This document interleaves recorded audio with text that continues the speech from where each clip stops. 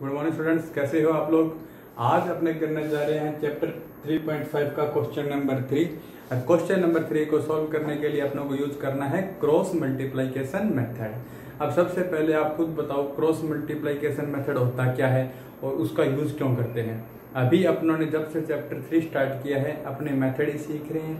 पहले सीखा था ग्राफिकल मेथड, फिर सीखा था सब्स्टिट्यूशन मेथड, फिर सीखा था एलिमिनेशन मेथड और अब सीख रहे हैं अपने क्रॉस मल्टीप्लिकेशन मेथड। तो बच्चों ये मेथड किस लिए यूज किया जाता है? ये मेथड यूज किया जाता है दो लीनियर इक्वेशन को सोल्व करने के लिए। क्या था ये मेथड? ये मेथड कहता है कि आपके पास दो लीनियर इक्वेशन है, a1x plus b1y plus c1 equal to 0 और a2x plus b2y plus c2 equal to 0। तो यहाँ से x और y की वैल्यू आप निकाल सकते हो। क्या वैल्यू निकाल सकते हो? x की और y की। तो x की निकालनी है तो x को छोड़ दो, उनका क्रॉस मल्टीप्लाई कर दो, b1 का c2 से, b2 का c1 से, और अपॉन में a1 का b2 से माइनस a2 का b1 से। और y की वैल्यू निकालनी है तो मैंने आपको कहा था माइनस लगा लेना यहाँ। अगर आप माइनस नहीं लगाते हो तो जैसा बुक में लिखा हुआ है वैसा आ जाएगा। और कल मैंने आपको बताया था कि माइनस क्यों लगाया है। माइनस सिर्फ इसीलिए लगाया है ताकि आपको याद करना आसान हो जाए। जैसे x की वैल्यू लिखी थी तो ऐसे चले थे, ऐसे, तो y की लिख रहे हैं तो भी ऐसे चलेंगे।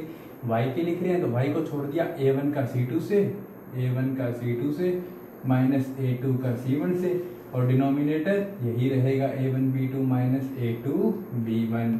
ठीक है, अब मैं इन मेथड का यूज करता हूं और डायरेक्ट सॉल्व करता हूं।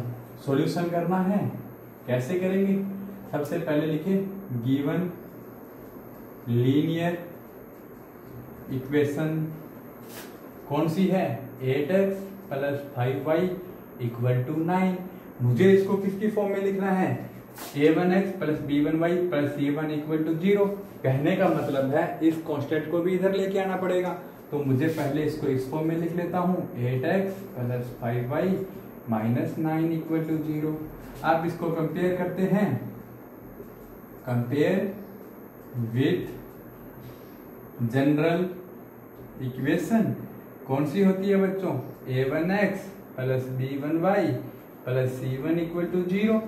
यहां से देखो x का कोएफिशिएंट 8 है, x का कोएफिशिएंट a1 है, तो मेरे पास a1 की वैल्यू आई 8, b1 की वैल्यू आई है 5 और c1 की वैल्यू आई है माइनस 9। ये तो अपने शुरू से करते आ रहे हैं। इसको इक्वेशन दे दिया 1 नंबर।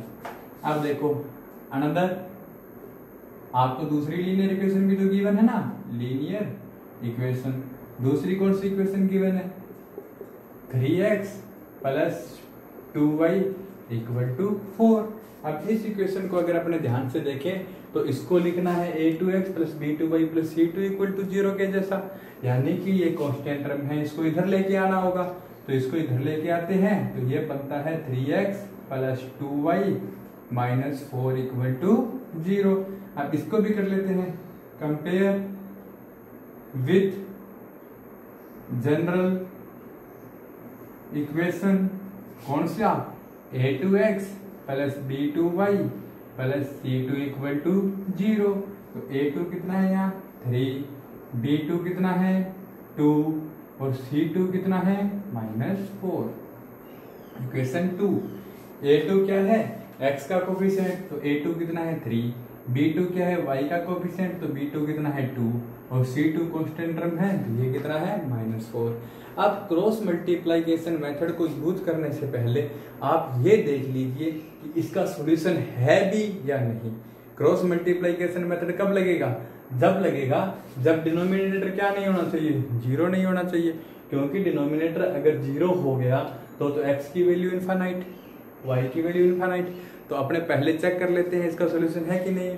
चेक करने का तरीका, a1 b2 minus a2 b1 not equal to 0। कल बताया था ना मैंने आपको, यानी आपका डिनोमिनेटर 0 नहीं होना चाहिए, यानी कि a1 b2 minus a2 b1 not equal to 0। यहाँ से कंडीशन आ गई थी a1 अपॉन में a2 not equal to b1 upon में b2। ये कंडीशन किसकी थी? यूनिक सॉल्यूशन की थी कि नहीं थी? किसकी कंडीशन थी ये? यूनिक सॉल्यूशन की। यानी इसका सॉल्यूशन अपने क्रॉस मल्टीप्लिकेशन मेथड कब लगाएंगे? क्रॉस मल्टीप्लिकेशन मेथड तब लगाएंगे जब इसके अंदर इसका यूनिक सॉल्यूशन हो, यानी a1 पॉइंट में a2 b1 पॉइंट में b2 के इक्वल नहीं होना चाहिए। Hair a1 upon a2, a1 कितना है 8, a2 कितना है 3, b1 अपॉन b2, b1 कितना है 5, b2 कितना है 2, hence a1 upon a2 not equal to b1 upon में b2, यानी a1 अपॉन a2 और b1 अपॉन b2 का रेशो इक्वल नहीं आया। या आसान भाषा में समझो तो इसका डिनोमिनेटर जीरो नहीं हुआ। एक ही बात है, चाहे तो कह दो डिनोमिनेटर जीरो नहीं हुआ, चाहे कह दो ये इक्वल नहीं आया, इसका मतलब इसका यूनिक सॉल्यूशन है।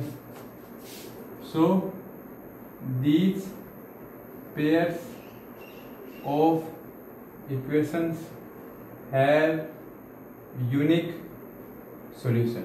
मैंने आपको कल लिखा था यूनिक सॉल्यूशन होता है तभी अपने किसका यूज करते हैं? क्रॉस मल्टीप्लिकेशन मेथड का।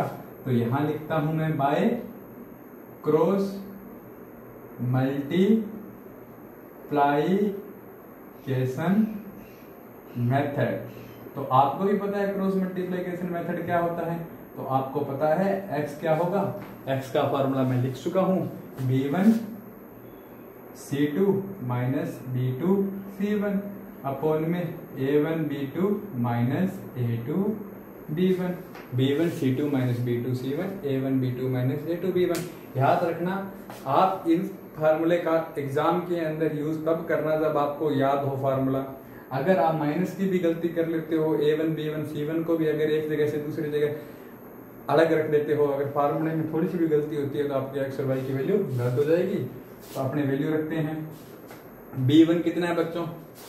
b1 कितना है 5 इंटू c2 कितना है, ये रहा -4, माइनस b2 कितना है 2, ये पड़ा, इंटू c1 कितना है -9 अपॉन a1 कितना है 8 इंटू b2 कितना है 2 माइनस a2 कितना है, a2 कहाँ गया, ये रहा 3 इंटू b1 कितना है, b1 कितना है 5, है कि नहीं है?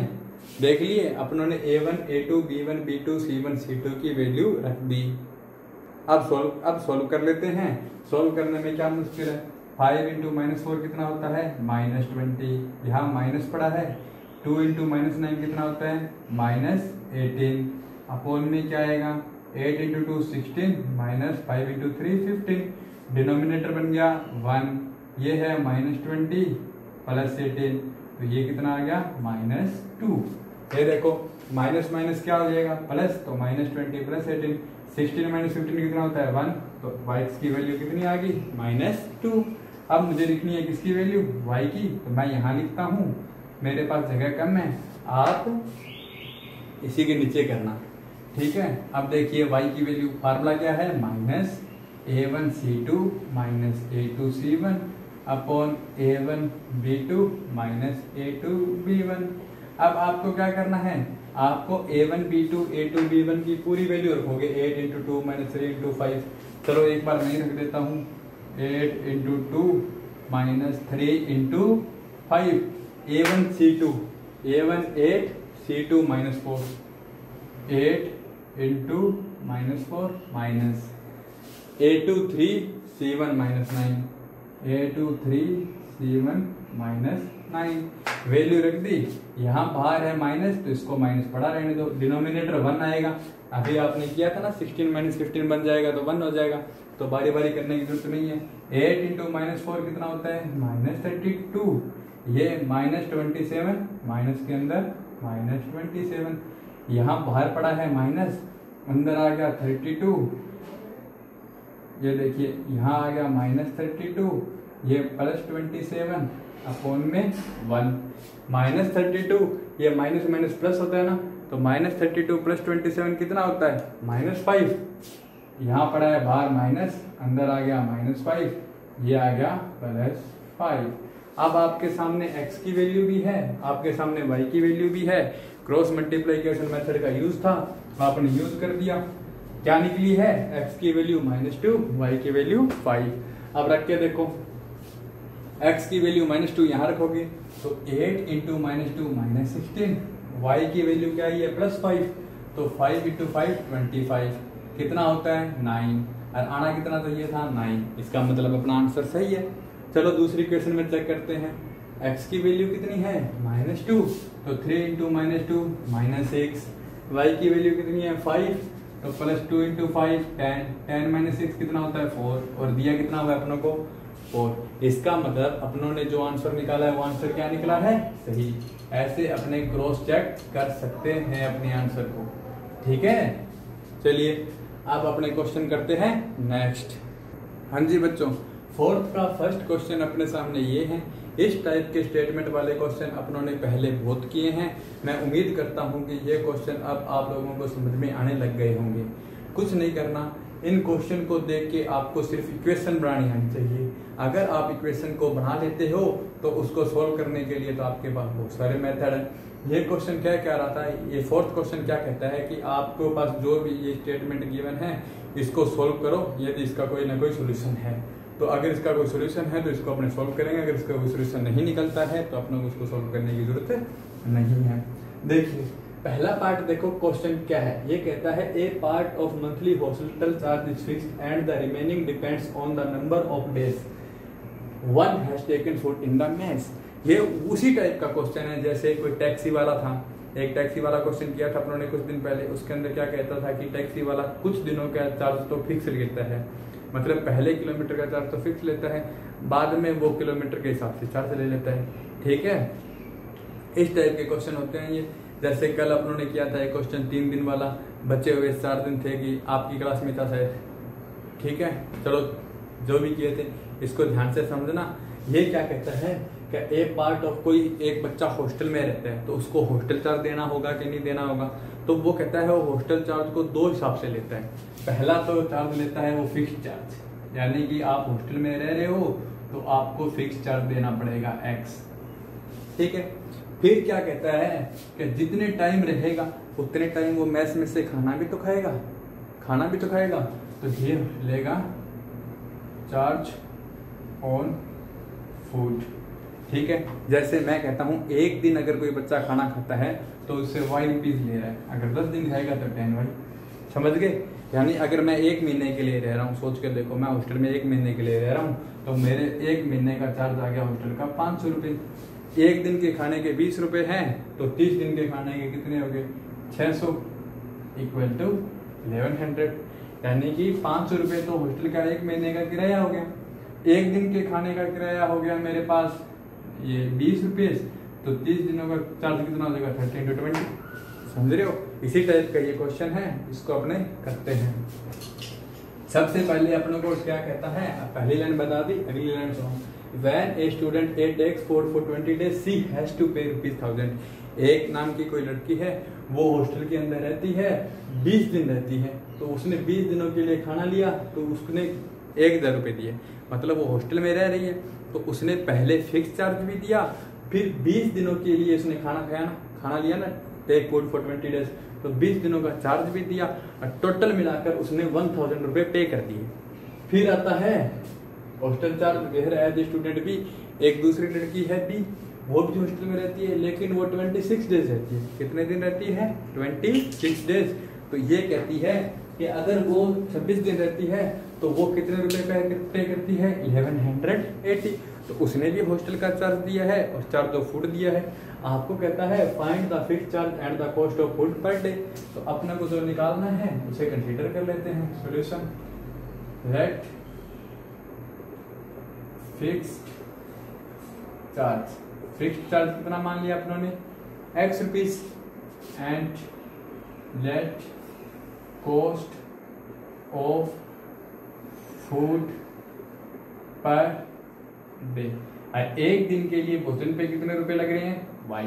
तो अकॉर्डिंग टू क्वेश्चन 4a, पहले a के लिए निकालते हैं।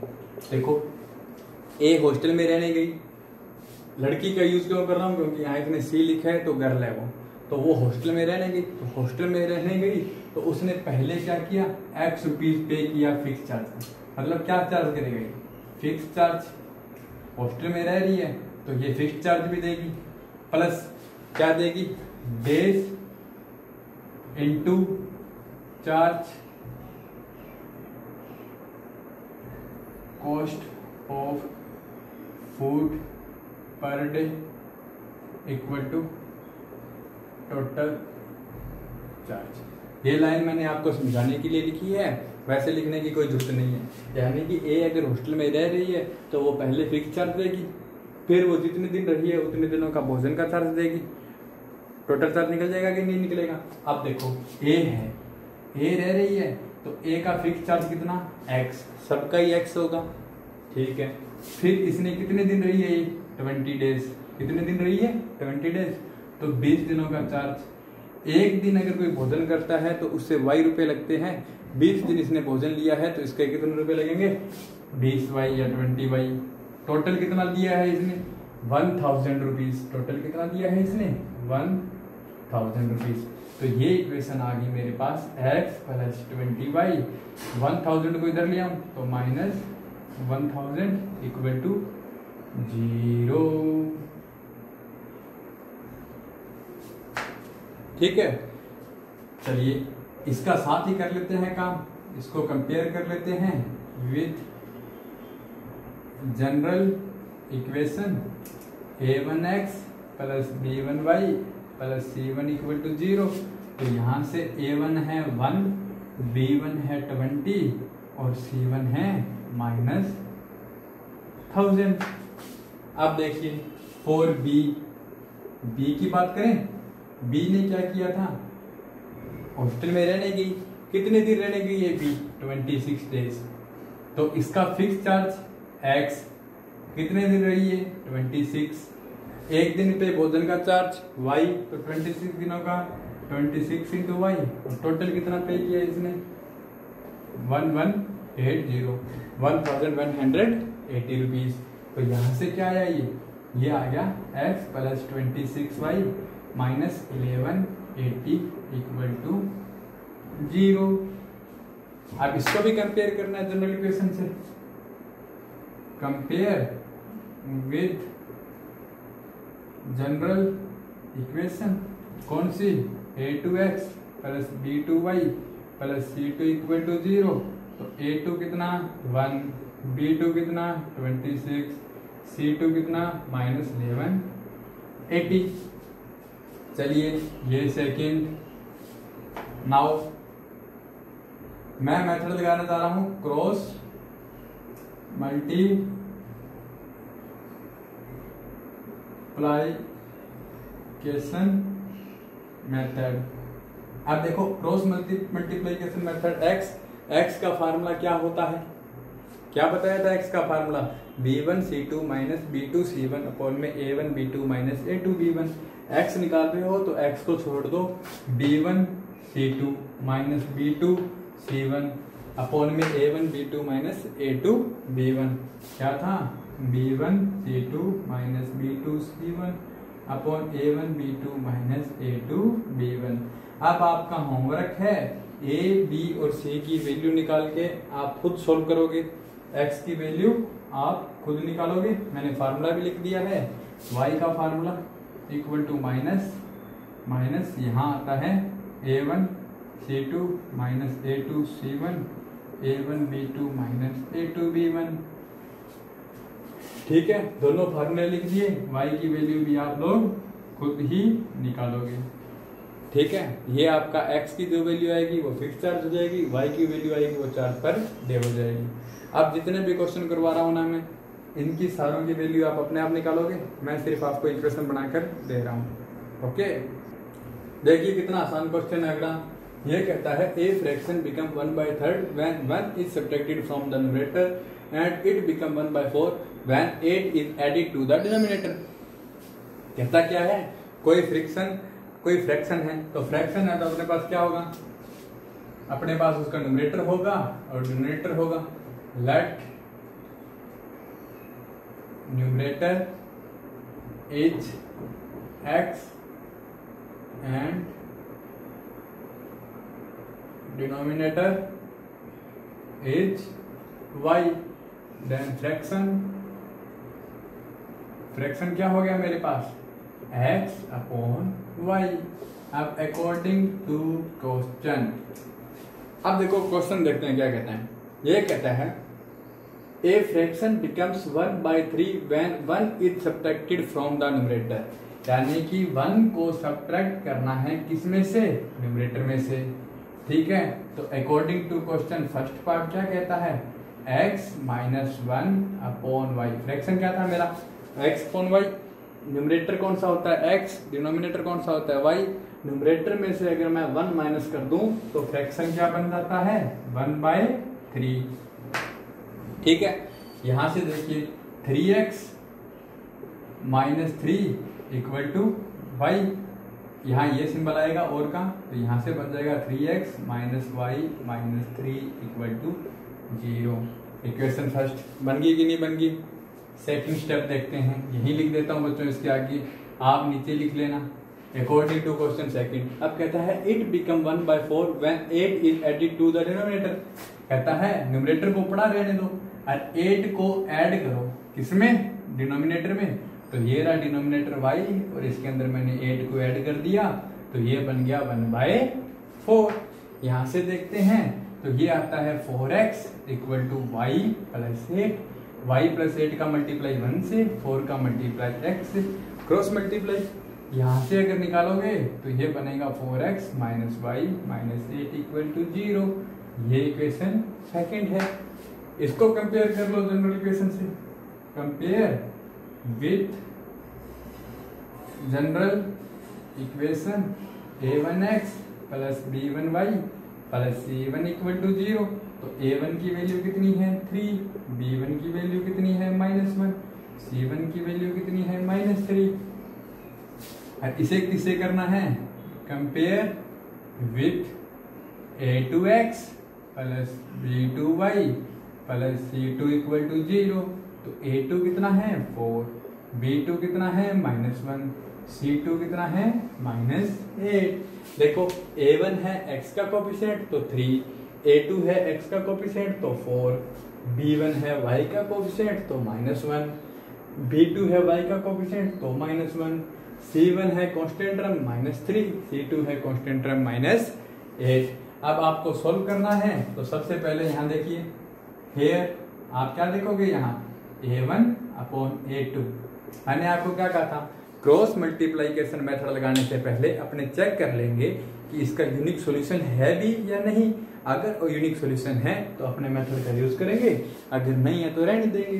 ये देखिए a1 कितना है 3, a2 कितना है 4 और b1 अपॉन b2, b1 भी है -1, b2 भी है -1, माइनस से माइनस गया, 1/1 1 होता है।